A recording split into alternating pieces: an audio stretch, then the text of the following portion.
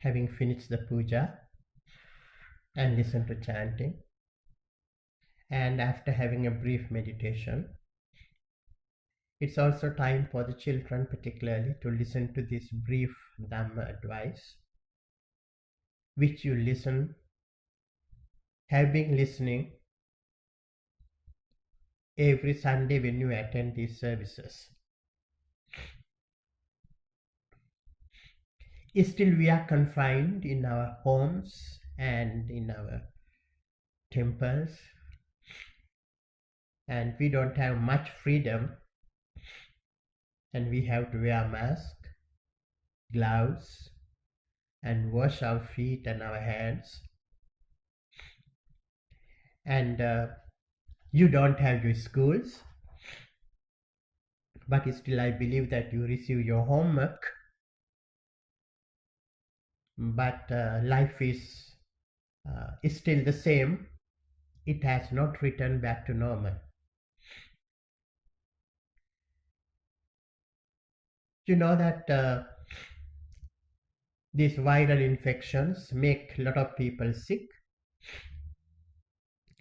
At the same time, it kills some people. In the United States alone, over 80,000 people have died. They are the older people mostly. We need to have some kind of sympathy towards them.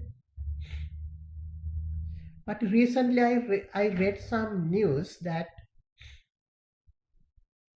the viral infections itself is not the only cause that make people sick and that kills people. Rather, one research says that over 75,000 people will be killed by related other causes. What are those other causes? They are mostly stress related, because people are very much confined in their homes. Their communication, their physical participation is very much limited. That can cause stress and frustration, and that will cause health problems. And some people even may commit suicide. And teenagers and younger people, this is not the way they lived life for their entire life. They are not familiar with that. Therefore, it's very difficult for the younger generation in particular to digest this new situation. So in this situation, it's very important for us to pay attention to Buddha's advice on mental health. The Buddha talked about two kinds of health. I believe some of my students have heard this before. The term Arogya Paramalabha, that means health is the greatest wealth, greatest gain. Buddha uttered this verse on two occasions. One time Buddha said this stanza focusing on physical health.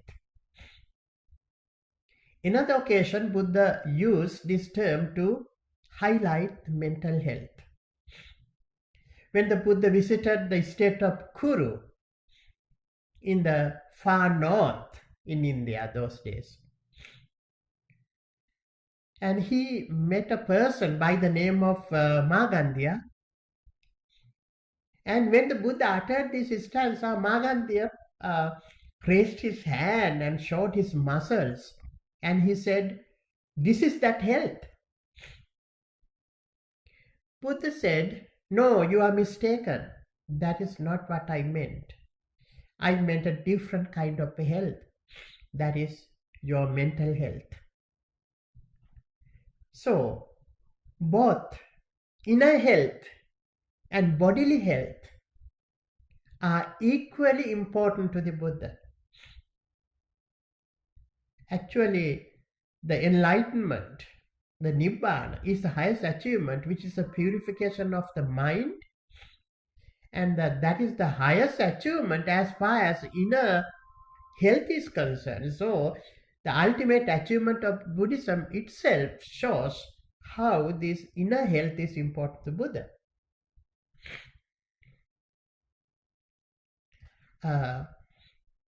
So, this is a topic that Buddha has discussed, and this is a topic that deserves your attention on this special occasion, particularly when you are mostly at home.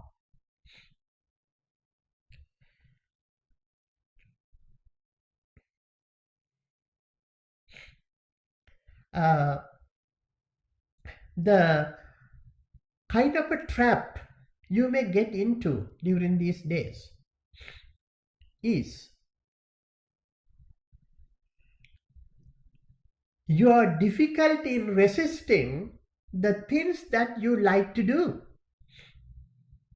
Because children are mostly at home, in their rooms, with their computers and with their phones,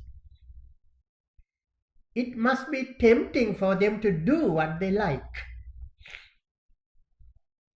The high school students in my Sunday school classes have learned about the meaning of Kamesu Michachara. Kamesu Michachara. Michachara means misconduct. Kamesu means what we like. Kama means in Sinhala we call kamatta. Kama. It means that doing the things that we like, going to the extreme of doing the things that we like, is what you call Kamesu Michachara. There are so many things that we like to do. They all are related to our sensual gratification. You know, we have senses, right? The Buddha identified actually 6 senses. Chakku, Sota, Gana, Jiva, Kaya, Mana. Mind itself is a sense.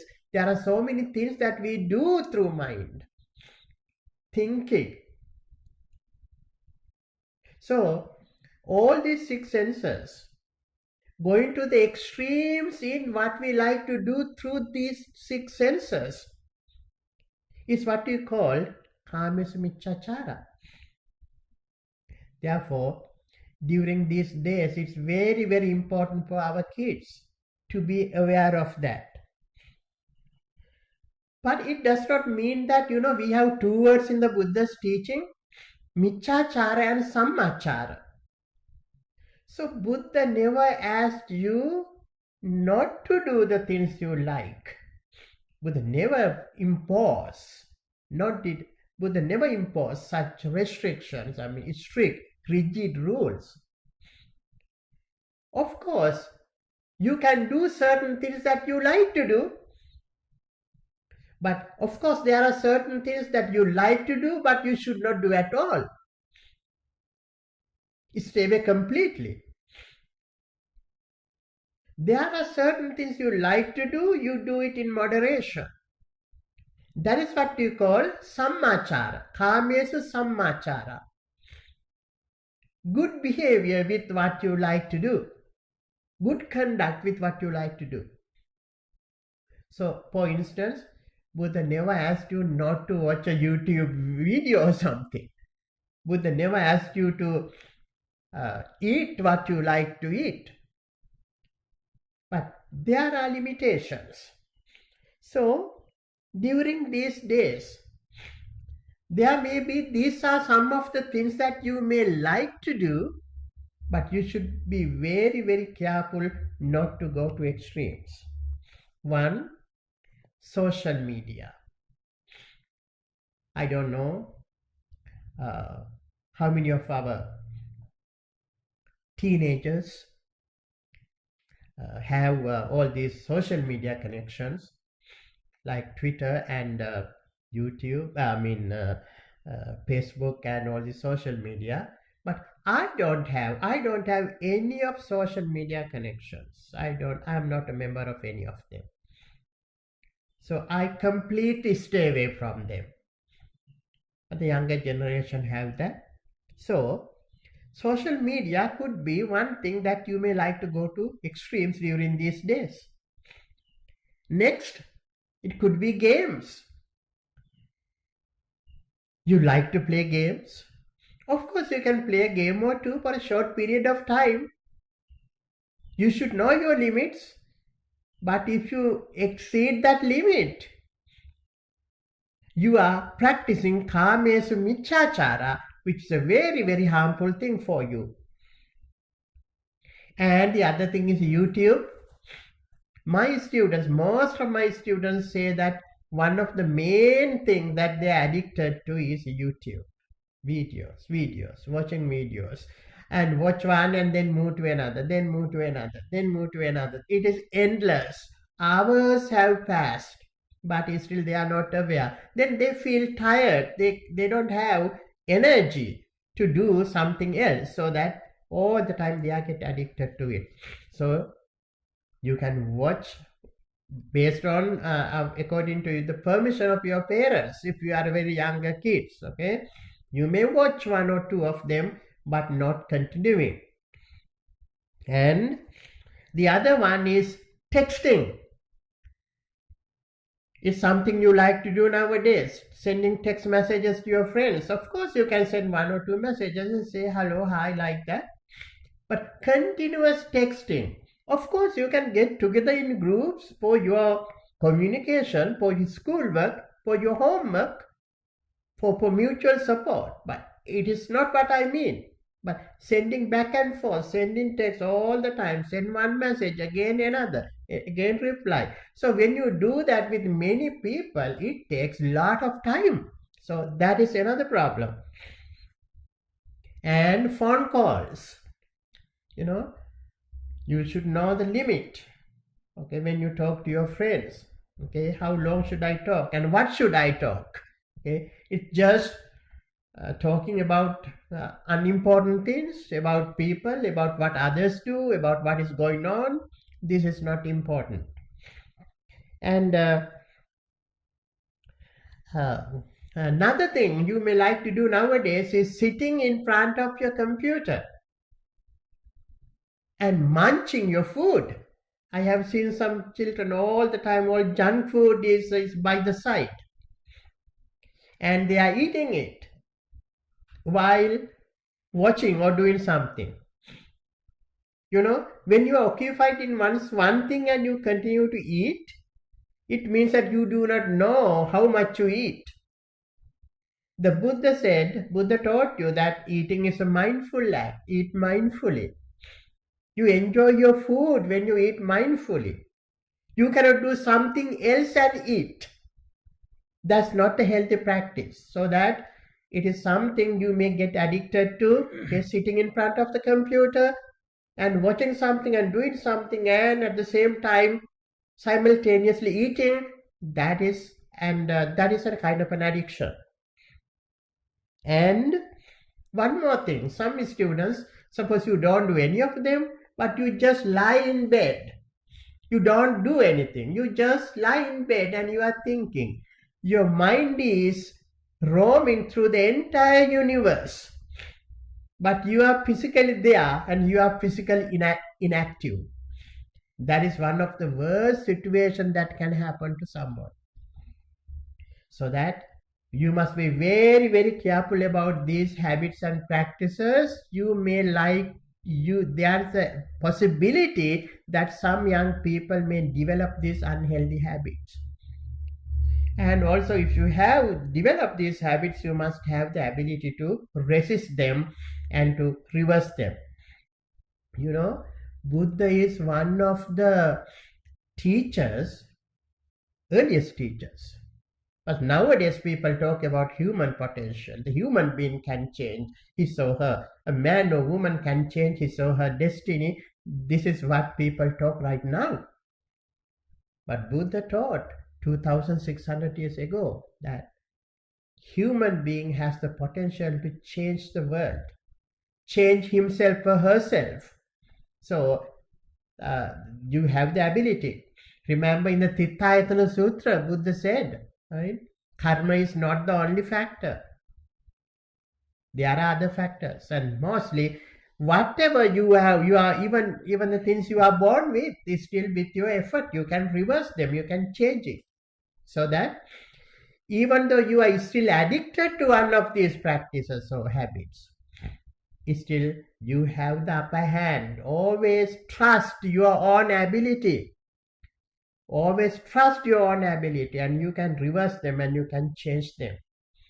Therefore, these are what you call addictions. We have talked about these addictions many times, but today what I emphasize are some kinds of addictions that you are more likely to get into during these days. Therefore, remember that last time we mentioned that at home you are always a family person. Family person means you do things with your siblings, with your grandparents, with your parents, and with your pets, and going out and gardening like that. So by behaving like that, most of you will be able to reverse and change these unhealthy habits. So having said that, and next week again, according to our original calendar, and next week is the last day of the Sunday school, but we will have another meeting next Sunday, and after that let us decide what we are going to do during the summer. So having said that, wish you all the best and happy and peaceful new week in your life. Okay? May the Buddha, Dhamma, Sangha, the triple gem bless you, and may Devas protect you. May you all be well, happy and peaceful. Sadhu, sadhu, sadhu.